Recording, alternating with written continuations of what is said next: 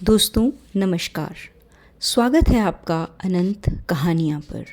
आप सुन रहे हैं कथा सम्राट श्री मुंशी प्रेमचंद के कथा संग्रह मानसरोवर 1 में संकलित कहानियाँ। आज की हमारी कहानी है गिला। कहानी गिला में मुंशी जी ने मानवीय संवेदनाओं का चित्रण किया है, या फिर हम ऐसा कह सकते हैं कि इस कहानी में उन्होंने एक मध्यम वर्गीय परिवार की स्त्री की उसके पति के प्रति भावनाओं को दर्शाया है। दाम्पत्य जीवन में पति पत्नी के व्यक्तित्व में सभी गुण दोषों के होते हुए भी वे एक दूसरे के पूरक होते हैं, इस सत्य को भी मुंशी जी ने व्यक्त किया है। तो चलिए सुनते हैं कहानी गिला। जीवन का बड़ा भाग इसी में गुजर गया, पर कभी आराम नसीब न हुआ। मेरे पति संसार की दृष्टि में बड़े सज्जन, बड़े शिष्ट, बड़े उदार और बड़े सौम्य होंगे, लेकिन जिस पर गुजरती है वही जानता है। संसार को उन लोगों की प्रशंसा करने में आनंद आता है जो अपने घर को भाड़ में झोंक रहे हों, गैरों के पीछे अपना सर्वनाश किए डालते हो। जो प्राणी घर वालों के लिए मरता है उसकी प्रशंसा संसार वाले नहीं करते, वह तो उनकी दृष्टि में स्वार्थी और कृपण है, संकीर्ण हृदय है, आचार भ्रष्ट है। इसी तरह जो लोग बाहर वालों के लिए मरते हैं उनकी प्रशंसा घर वाले क्यों करने लगे। अब इन्हीं को देखो, सारे दिन मुझे जलाया करते हैं। मैं पर्दा तो नहीं करती, लेकिन सोफ़े सुलफ के लिए बाज़ार जाना बुरा मालूम होता है, और इनका यह हाल है कि चीज़ मंगवाओ तो ऐसी दुकान से लाएंगे जहाँ कोई ग्राहक भूल कर भी न जाता हो। ऐसी दुकान पर न तो चीज़ अच्छी मिलती है, न तोल ठीक होती है, न दाम ही उचित होते हैं। यह दोष न होते तो वह दुकान बदनाम ही क्यों होती। पर इन्हें ऐसी ही गई बीती दुकानों की चीज़ें लाने का मरज है। बार बार कह दिया कि साहब चलती हुई दुकान से सौदा लाया करो, वहाँ माल अधिक खपता है, इसीलिए तो वहाँ ताज़ा माल आता रहता है। पर इनकी तो टुटपूंजियों से ही बनती है, और वे इन्हें उल्टे छुरे से मूंढते हैं। गेहूँ लाएंगे तो सारे बाजार से खराब, घुना हुआ चावल ऐसा मोटा कि बैल भी न पूछे, दाल में कराई और कंकर भरे हुए, मनो लकड़ी जला डालो, क्या मजाल की गले। घी लाएंगे तो आधा तेल आधा घी। दरअसल घी से एक छटाक कम, तेल लाएंगे तो मिलावट, बालों में डालो तो चिमट जाए, पर दाम दे आएंगे शुद्ध आंवले के तेल का। किसी चलती हुई नामी दुकान पर जाते हैं तो इन्हें जैसे डर लगता है, शायद ऊंची दुकान और फीके पकवान के कायल हैं। मेरा अनुभव तो यह है कि नीचे दुकान पर ही सड़े हुए पकवान मिलते हैं। एक दिन की बात हो तो बर्दाश्त कर ली जाए, रोज़ रोज़ का टंटा नहीं सहा जाता। मैं पूछती हूँ, आखिर आप टुटपूंजियों की दुकान पर जाते ही क्यों हैं? क्या उनके पालन पोषण का ठेका तुम्ही ने लिया है? आप फरमाते हैं, मुझे देखकर सबके सब बुलाने लगते हैं। वह क्या कहना, कितनी दूर की बात कही। जरा इन्हें बुला लिया और खुशामद के 2 शब्द सुना दिए, थोड़ी सी स्तुति कर दी, बस आपका मिजाज आसमान पर जा पहुँचा। फिर इन्हें सुधी नहीं रहती कि यह कूड़ा करकट बांध रहा है या क्या। मैं पूछती हूँ, तुम उस रास्ते से जाते ही क्यों हो? क्यों किसी दूसरे रास्ते से नहीं जाते? ऐसे उठाए गिरों के मुँह ही क्यों लगते हो? इसका कोई जवाब नहीं। एक चुप 100 बाधाओं को हरती है। एक बार गहना बनवाने को दिया। मैं तो महाशय को जानती थी, इनसे कुछ पूछना व्यर्थ समझा। अपने पहचान के एक सुनार को बुला रही थी। संयोग से आप भी विराजमान थे। बोले, यह संप्रदाय विश्वास के योग्य नहीं होता, धोखा खाओगी। मैं एक सुनार को जानता हूँ, मेरे साथ पड़ा हुआ है, बरसों साथ साथ हम खेले हैं। वह मेरे साथ चालबाजी नहीं कर सकता। मैंने भी समझा, जब इनका मित्र है और वह भी बचपन का, तो कहाँ तक दोस्ती का हक न निभाएगा। सोने का एक आभूषण और 100 रुपये इनके हवाले किए। इस भले मानस ने वह आभूषण और रुपए न जाने किस बेईमान को दे दिए कि बरसों के झंझट के बाद जब चीज़ बनकर आई तो 8 आने तांबा और इतनी भद्दी कि देखकर घिन लगती थी। बरसों की अभिलाषा धूल में मिल गई, रो पीट कर बैठ रही। ऐसे ऐसे वफादार तो इनके मित्र हैं, जिन्हें मित्र की गर्दन पर छुरी फेरने में भी संकोच नहीं। इनकी दोस्ती भी उन्हीं लोगों से है जो जमाने भर के जट्टू, गिरहकट, लंगोटी में फाक खेलने वाले फाके मस्त हैं, जिनका उद्यम ही जैसे आँख के अंधों से दोस्ती गांठना है। नित्य एक न एक महाशय उधार मांगने के लिए सिर पर सवार रहते हैं और बिना लिए गला नहीं छोड़ते, मगर ऐसा कभी न हुआ कि किसी ने रुपए चुकाए भी हों। आदमी एक बार खोकर सीखता है, 2 बार खोकर सीखता है, किंतु ये भले मानस 1000 बार खोकर भी नहीं सीखते। जब कहती हूँ रुपए तो दे आए, अब मांग क्यों नहीं लाते? क्या मर गए हैं तुम्हारे वे सब दोस्त? तो बस बंगले झांक कर रह जाते हैं। आपसे मित्रों को सूखा जवाब नहीं दिया जाता। खैर, सूखा जवाब न दो। मैं भी नहीं कहती कि दोस्तों से बेमुरव्वती करो, मगर चिकनी चुपड़ी बातें तो बना ही सकते हो, बहाने भी कर सकते हो। किसी मित्र ने रुपए मांगे और आपके सिर पर बोझ पड़ा, बेचारे इनकार कैसे करें? आखिर लोग जान जाएंगे कि यह महाशय भी खुक्कल ही हैं। इनकी हवस यह है कि दुनिया इन्हें संपन्न समझती रहे, चाहे मेरे गहने ही क्यों न गिरवी रखने पड़े। सच कहती हूँ, कभी कभी तो एक एक पैसे की तंगी हो जाती है और इन भले आदमी को रुपए जैसे घर में काटते हैं। जब तक रुपए के वारे न्यारे न कर लें, इन्हें चैन नहीं। इनके करतूत और मैं कहाँ तक गाऊं, मेरी तो नाक में दम आ गया है। एक न एक मेहमान रोज यमराज की भांति सिर पर सवार रहता है। न जाने कहाँ के बेफिक्रे इनके मित्र हैं। कोई कहीं से आकर मरता है और कोई कहीं से। घर क्या है, अपाहिजों का अड्डा सा है। जरा सा तो घर है, मुश्किल से 2 पलंग, ओढ़ना बिछोना भी फालतू नहीं है। मगर आप हैं कि मित्रों को निमंत्रण देने को तैयार। आप तो अतिथि के साथ लेटेंगे, इसलिए इन्हें चारपाई भी चाहिए, ओढ़ना बिछोना भी चाहिए, नहीं तो घर का पर्दा खुल जाता है मेरे बच्चों के सिर। गर्मियों में तो खैर कोई मुजायका नहीं, लेकिन जाड़ों में तो ईश्वर ही याद आते हैं। गर्मियाँ भी खुली छत पर मेहमानों का ही अधिकार रहता है। अब मैं बच्चों को लिए पिंजरी में पड़ी रहूं या फड़फड़ाया करूं? इन्हें इतनी समझ नहीं कि जब घर की यह दशा है तो क्यों ऐसे लोगों को मेहमान बनाएं जिनके पास कपड़े लत्ते तक नहीं।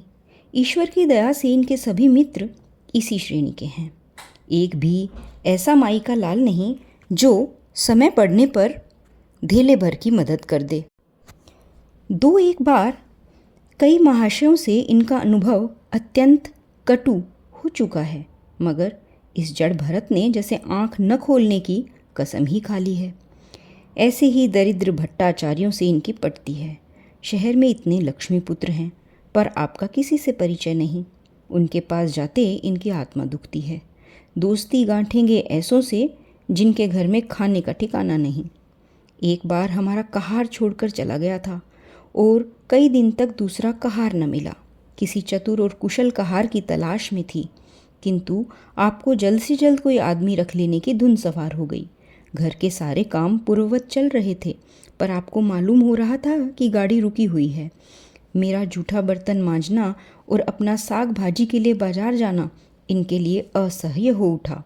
एक दिन जाने कहाँ से एक बांगड़ू को पकड़ कर ले आए। उसकी सूरत से कह देती थी कि कोई जंगली है, मगर आपने उसका ऐसा बखान किया कि क्या कहूँ। बड़ा होशियार है, बड़ा आज्ञाकारी है, परले सिरे का मेहनती है, गजब का सलीकेदार और बहुत ही ईमानदार। खैर, मैंने उसे रख लिया। मैं बार बार क्यों इनकी बातों में आ जाती हूँ, मुझे स्वयं आश्चर्य है। यह आदमी केवल रूप से आदमी था, आदमियत के तो कोई भी लक्षण उसमें न थे। किसी काम की कोई तमीज़ नहीं। बेईमान न था, पर गधा अव्वल दर्जे का था। बेईमान होता तो कम से कम इतनी तस्कीन तो होती कि खुद खा जाता है, अभागा दुकानदारों के हाथों लुट कर आ जाता था।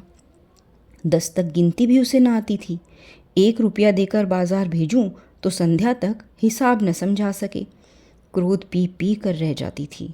रक्त खोलने लगता था कि दुष्ट के कान उखाड़ लूं, मगर इन महाशय को उसे कुछ भी कहते नहीं देखा जाता। डांटना तो दूर की बात है। आप नहा धोकर धोती छांट रहे हैं और वह दूर बैठा तमाशा देख रहा है। लेकिन इन्हें ज़रा भी गम नहीं। जब मेरे डांटने पर धोती छांटने जाता भी तो आप उसे समीप न आने देते, बस उसके दोषों को गुण बनाकर दिखाया करते थे और इस प्रयास में सफल न होते तो दोषों पर पर्दा डाल देते थे। मूर्ख को झाड़ू लगाने की भी तमीज़ न थी। मर्दाना कमरा ही तो सारे घर में एक ढंग का कमरा है। उसमें वह झाड़ू लगाता तो इधर की चीज़ उधर, ऊपर का सामान नीचे, मानो कमरे में भूकंप आ गया हो। और गर्द का यह हाल कि सांस लेना भी कठिन। पर आप शांतिपूर्वक कमरे में बैठे हैं, जैसे कोई बात ही नहीं। एक दिन मैंने उसे खूब डांटा, कल से ठीक ठाक झाड़ू न लगाई तो कान पकड़कर बाहर निकाल दूंगी। सवेरे सोकर उठी तो देखती हूँ कमरे में झाड़ू लगी हुई है और हर एक चीज़ करीने से रखी हुई है। गर्द गुबार का नाम नहीं। मैं चकित होकर देखने लगी तो आप हंसकर बोले, देखती क्या हो, आज घूरे ने बड़े सवेरे उठकर झाड़ू लगाई है। मैंने समझा दिया, तुम ढंग तो बताती नहीं, उल्टे डांटने लगती हो। मैंने समझा, खैर दुष्ट ने कम से कम एक काम तो सलीके से किया। अब रोज़ कमरा साफ सुथरा मिलता। घूरे मेरी दृष्टि में विश्वासी बनने लगा था। संयोग की बात, एक दिन मैं ज़रा मामूल से सवेरे उठ बैठी और कमरे में आई तो क्या देखती हूँ कि घूरे तो द्वार पर खड़ा है और आप तन मन से कमरे में झाड़ू लगा रहे हैं। मेरी आंखों में खून उतर आया। उनके हाथ से झाड़ू छीनकर घूरे के सिर पर जमा दी। हरामखोर को उसी दम बाहर निकाल दिया। आप फरमाने लगे कि उसका महीना तो चुका दो। वाहरी समझ, एक तो काम न करे, उस पर आंखें दिखाए, उस पर पूरी मजूरी भी चुका दूं। मैंने एक कोड़ी भी न दी। एक कुर्ता दिया था, वह भी छीन लिया। इस पर इस जड़ भरत महाशय ने मुझसे कई दिन बात न की, रूठे रहे।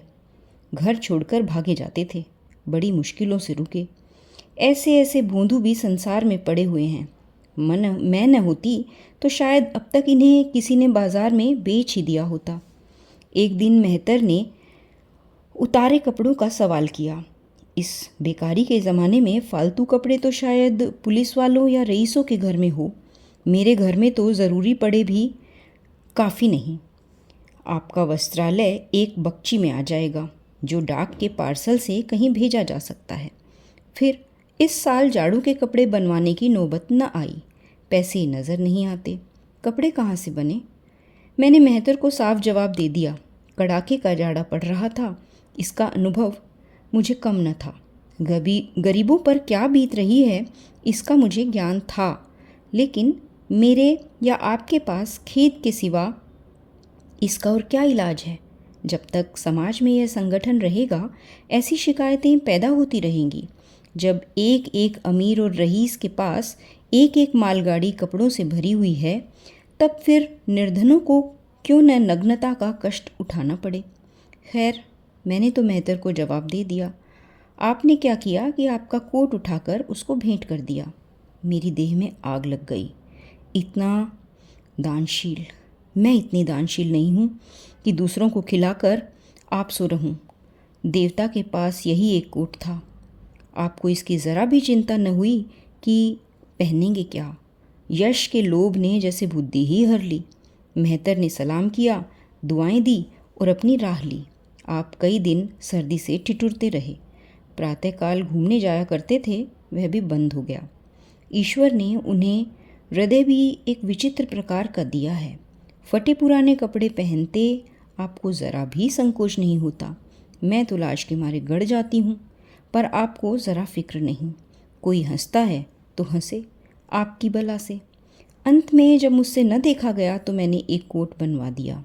जी तो जलता था कि खूब सर्दी खाने दूं, पर डरी कि कहीं बीमार न पड़ जाए तो और बुरा हो। आखिर काम तो उन्हीं को करना है। महाशय अपने दिल में समझते होंगे कि मैं कितना विनीत, कितना परोपकारी हूँ। शायद इन्हें इन बातों का गर्व हो, पर मैं इन्हें परोपकारी नहीं समझती, मैं विनीत ही समझती हूँ। यह जड़ता है, सीधी सादी निरीहता। जिस मेहतर को आपने कोट दिया, उसे मैंने कई बार रात को शराब के नशे में मस्त झूमते देखा है और आपको भी दिखाया है।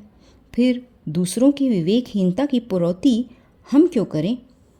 अगर आप विनीत और परोपकारी होते तो घर वालों के प्रति भी तो आपके मन में कुछ उदारता होती, या सारी उदारता बाहर वालों के लिए ही सुरक्षित है?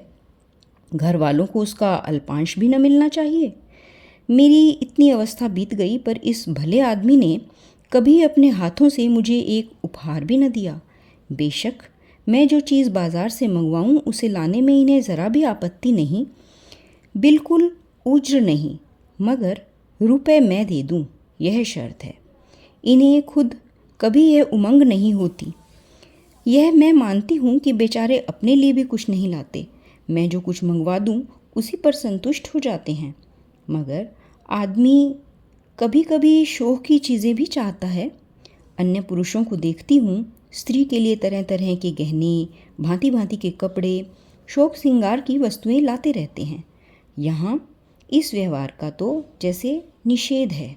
बच्चों के लिए भी मिठाइयाँ, खिलौने, बाजे शायद जीवन में एक बार भी न लाए हों। शपथ ही खाली है जैसे। इसलिए मैं तो इन्हें कृपण कहूँगी, अरसिक कहूँगी, हृदय शून्य कहूँगी, उदार नहीं कह सकती। दूसरों के साथ इनका जो सेवा भाव है उसका कारण है इनका यश लोभ और व्यवहारिक अज्ञानता। आपके विनय का यह हाल है कि जिस दफ्तर में आप नौकर हैं उसके किसी अधिकारी से आपका मेलजोल नहीं। अफसरों को सलाम करना तो आपकी नीति के विरुद्ध है। नज़र या डाली तो दूर की बात है, और तो और कभी किसी अफसर के घर भी नहीं जाते। इसका खामियाजा आपने उठाए तो कौन उठाए। औरों को रियायती छुट्टियां मिलती है पर आपका वेतन कटता है। औरों की तरक्कियां होती है, आपको कोई पूछता भी नहीं। हाजिरी में 5 मिनट की भी देर हो जाए तो जवाब पूछा जाता है। बेचारे जी तोड़कर काम करते हैं। कोई बड़ा कठिन काम आ जाता है तो इन्हीं के सिर मढ़ा जाता है। इन्हें ज़रा भी आपत्ति नहीं। दफ्तर में इन्हें घिस्सू, पिस्सू आदि अनेक उपाधियां मिली हुई हैं, मगर पड़ाव कितना ही बड़ा मारे, इनके भाग्य में वही सूखी घास लिखी है।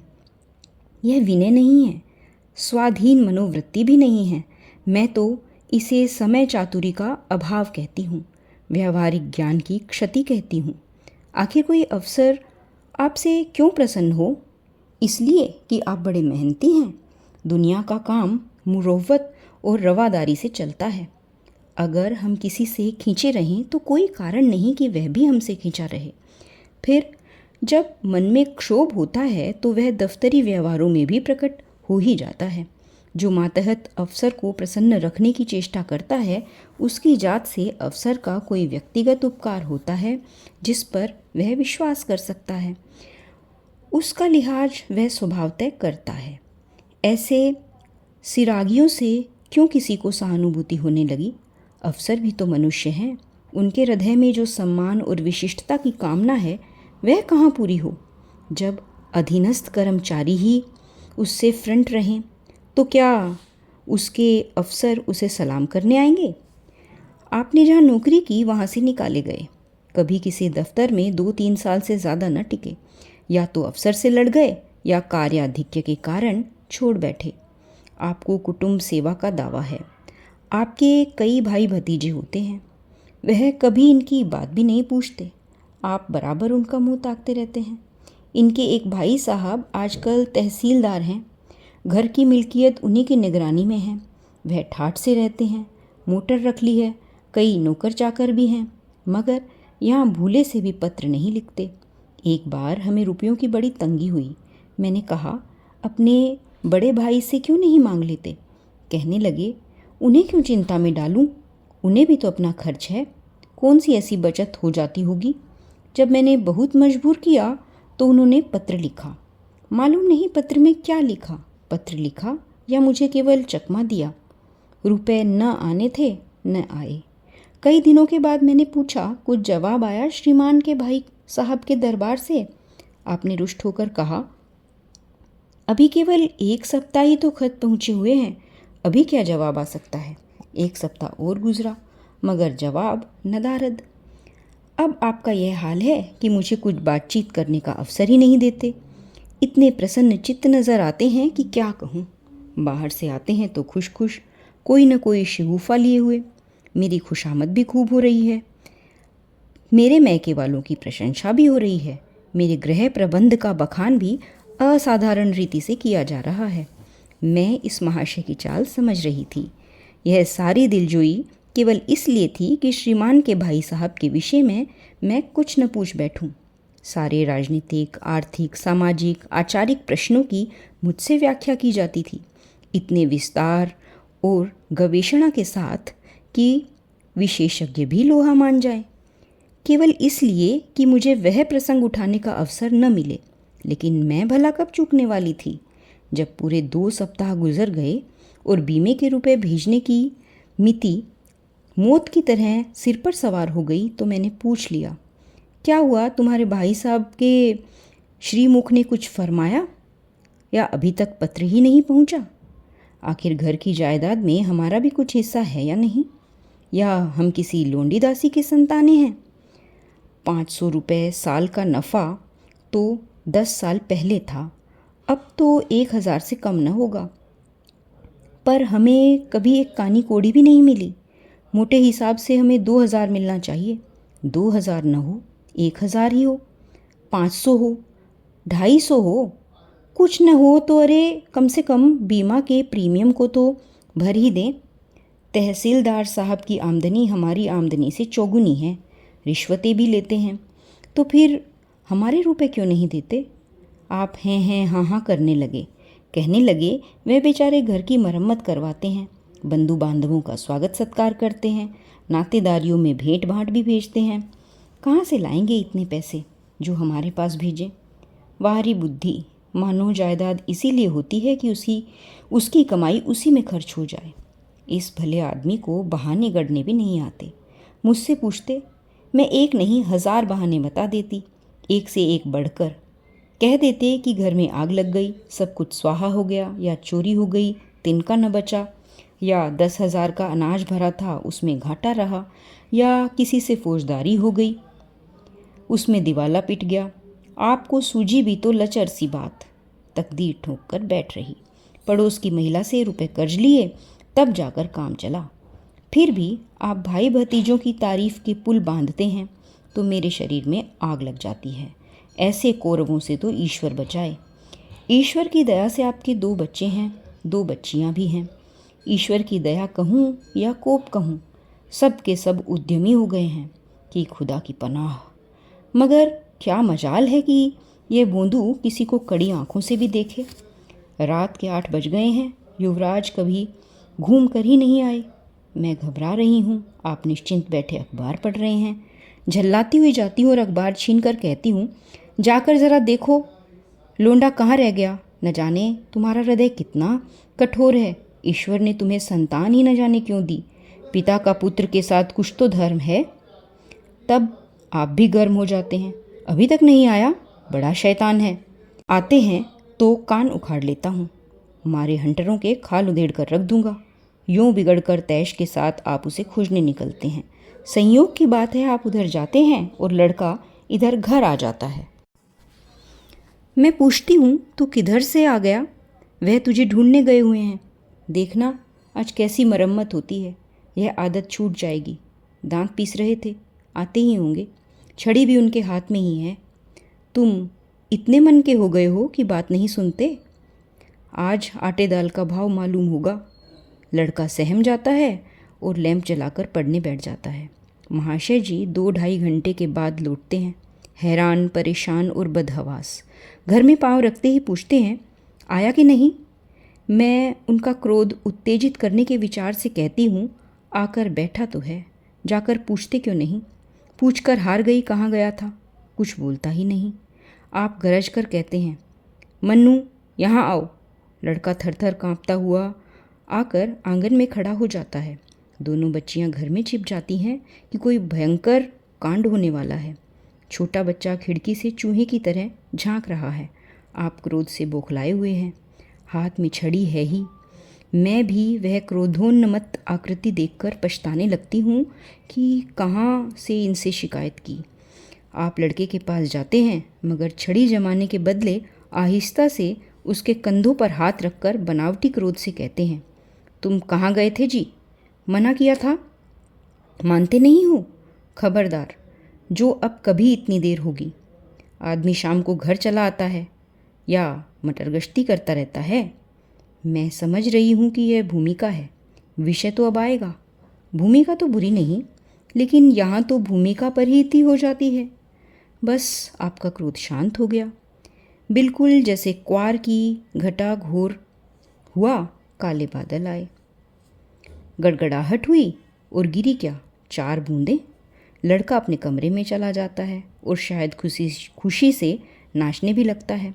मैं पराभूत होकर कहती हूँ, तुम तो जैसे डर गए, भला 2-4 तमाचे तो लगाए होते, इसी तरह तो लड़के शेर हो जाते हैं।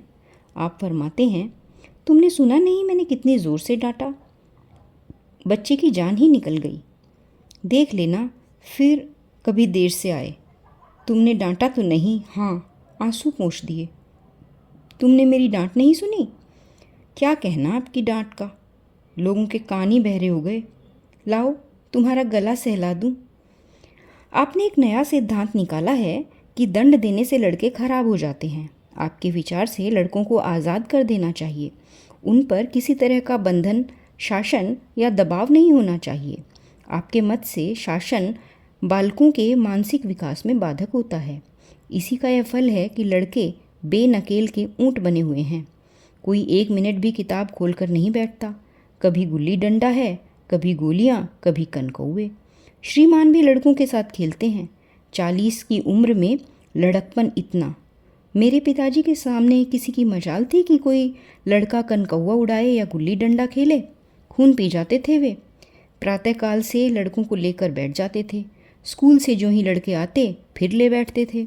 बस संध्या समय आधा घंटे की छुट्टी देते थे, रात को फिर जोत देते। यह नहीं कि आप तो अखबार पढ़ा करें और लड़के गली गली भटकते फिरें। कभी कभी आप सींग कटाकर बछड़े बन जाते हैं, लड़कों के साथ ताश खेलने बैठा करते हैं। ऐसे बाप का भला लड़कों पर क्या रोब हो सकता है? पिताजी के सामने मेरे भाई सीधे ताक तक नहीं सकते थे। उनकी आवाज़ सुनते ही तहलका मच जाता था।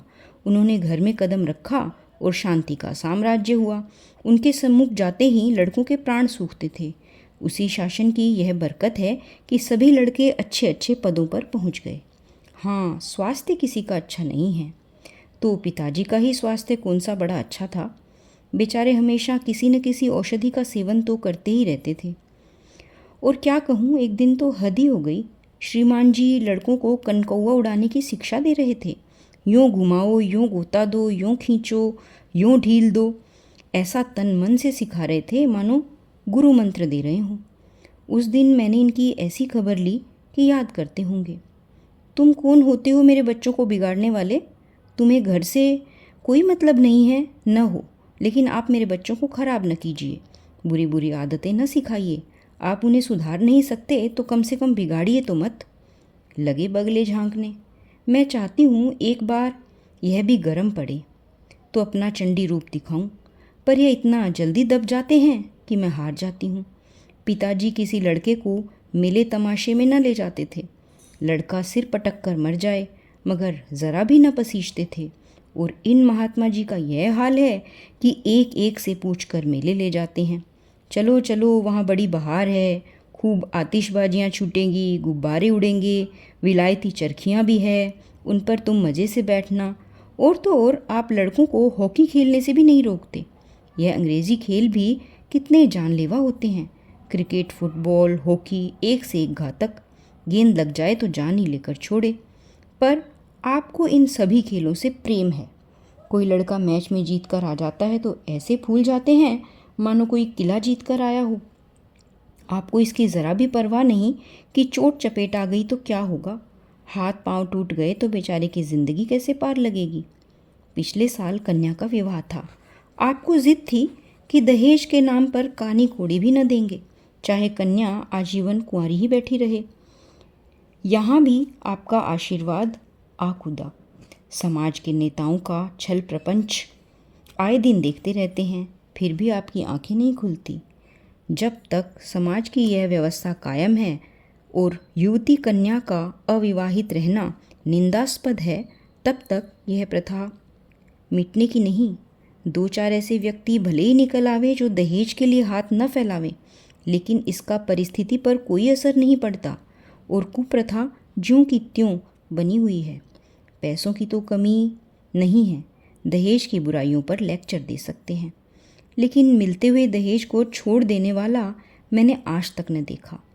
जब लड़कों की तरह लड़कियों की शिक्षा और जीविका की सुविधाएं निकल जाएंगी तो शायद यह प्रथा भी विदा हो जाएगी। उससे पहले यह संभव नहीं। मैंने जहाँ संदेश भेजा, दहेज का प्रश्न उठ खड़ा हुआ और आपने प्रत्येक अवसर पर टांग अड़ाई। अब इस तरह पूरा साल गुजर गया और कन्या को 17वां साल लग गया तो मैंने एक जगह बात पक्की कर ली। आपने भी स्वीकार कर लिया, क्योंकि वर पक्ष ने लेन देन का प्रश्न उठाया ही नहीं। हालांकि अंतःकरण में उन लोगों को पूरा विश्वास था कि अच्छी रकम मिलेगी और मैंने भी तय कर लिया था कि यथाशक्ति कोई बात उठा न रखूंगी। विवाह के सकुशल होने में कोई संदेह न था, लेकिन इन महाशय के आगे मेरी एक न चली।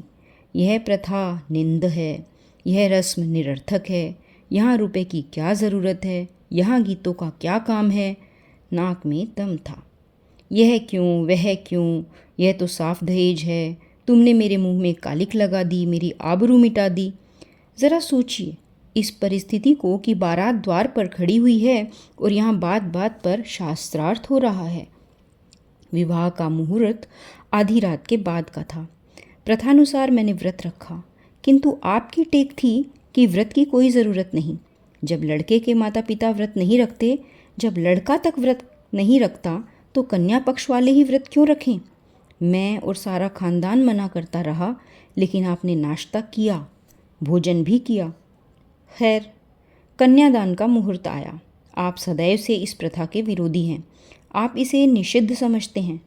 क्या कन्या दान की वस्तु है? दान रुपए पैसे जगह ज़मीन का हो सकता है, पशु दान भी होता है, लेकिन लड़की का दान एक लचर सी बात है।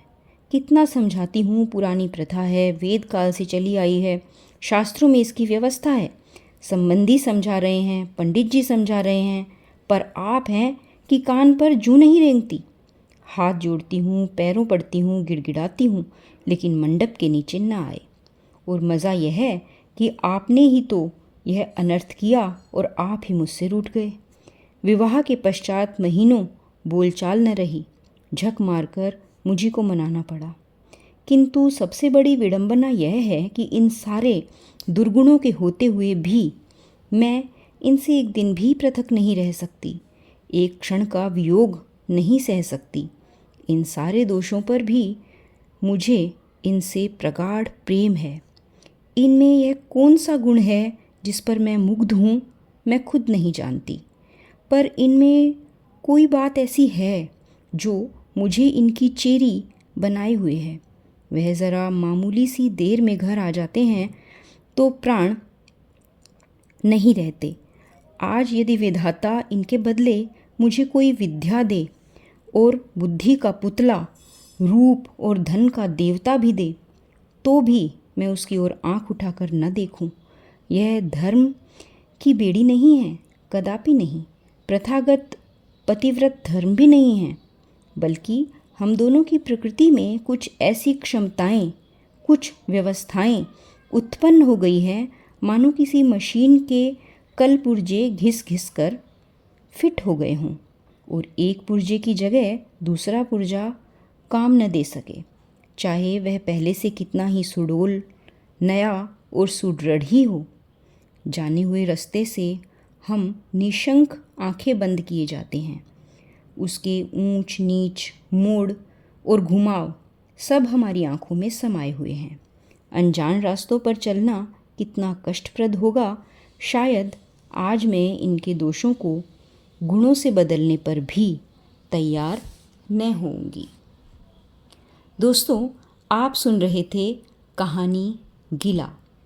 कहानी सुनने के लिए आपका बहुत बहुत धन्यवाद।